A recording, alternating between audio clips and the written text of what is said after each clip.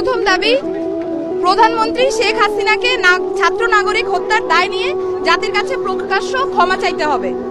দ্বিতীয় দাবি, আইন শৃঙ্খলা রক্ষাকারী বাহিনী ও দলীয় ক্যাডার এবং সন্ত্রাসী কর্তৃক ছাত্র নাগরিক হত্যার দায় নিয়ে স্বরাষ্ট্রমন্ত্রী আসিফুর রহমান খান কামাল, সড়ক পরিবহন ও সেতু মন্ত্রী ওবায়দুল কাদের, শিক্ষামন্ত্রী মহিবুল হাসান চৌধুরী নয়ফেল, আইনমন্ত্রী আনিসুল হককে মন্ত্রী পরিষদ থেকে পদত্যাগ করতে হবে।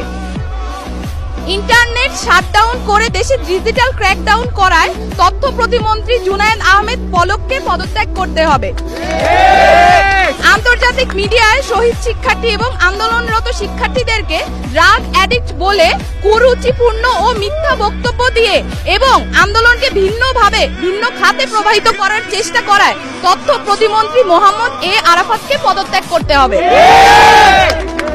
ঢাকা দাবি নাম্বার